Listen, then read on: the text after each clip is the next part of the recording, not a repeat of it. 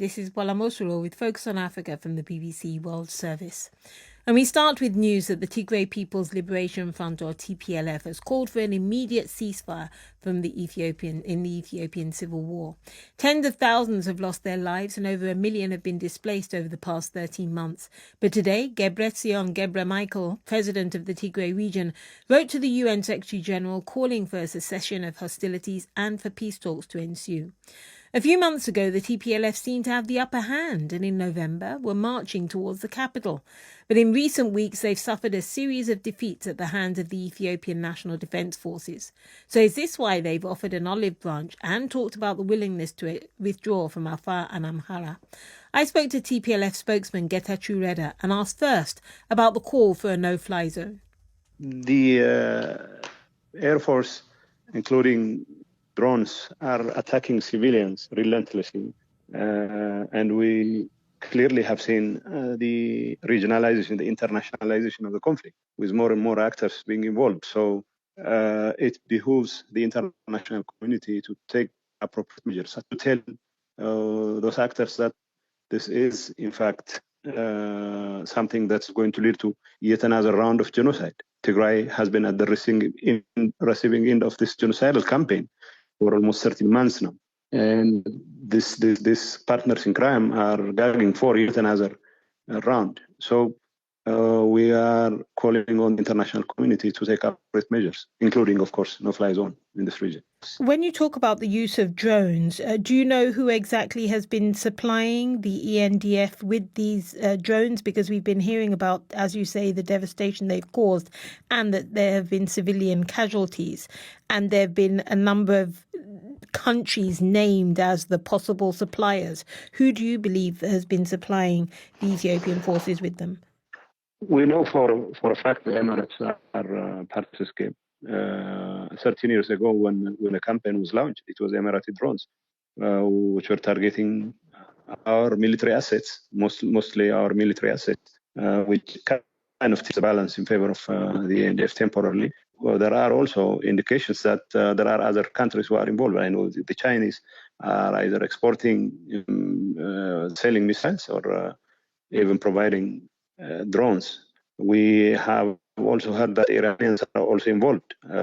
So the list of countries goes on.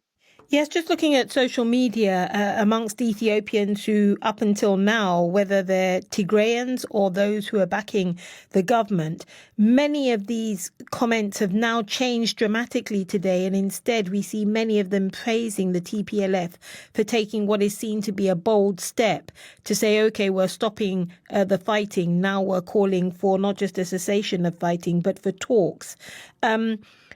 But it's taken a lot. Yes. It's taken a lot of deaths and a lot of the horrible term that's used, collateral damage of civilians, people who've died, and many more who are now suffering without getting food.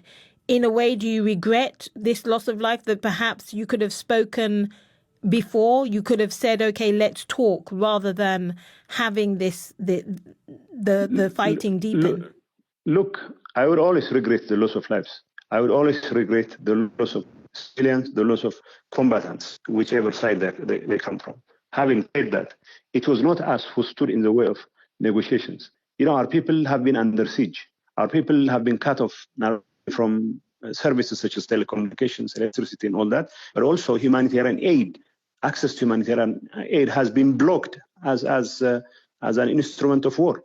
And it was our declared objective that we were never interested in, once again, finding ourselves in the corridors of power. We're not interested.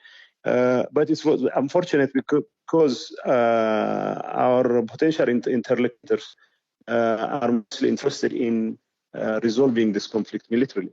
And the international community has been dragging its feet. And the letter today simply makes it clear that, yes, we are ready for peace, to the extent that our occupation of the Amhara or Afar regions stood in the way of such a talk, and then we are more than willing to give it a try. Have you heard anything? It's been a matter of hours now since you wrote this letter to the UN Secretary General. Have you heard any response from Prime Minister Abiy Ahmed's government? We haven't. We haven't. As As I speak to you, drone attack is claiming scores of people in not just Magala, but also in southern parts of Tigray. There's only civilian targets there, and it behooves the international community to really take such a call seriously. TPLF spokesman Getachew Reda.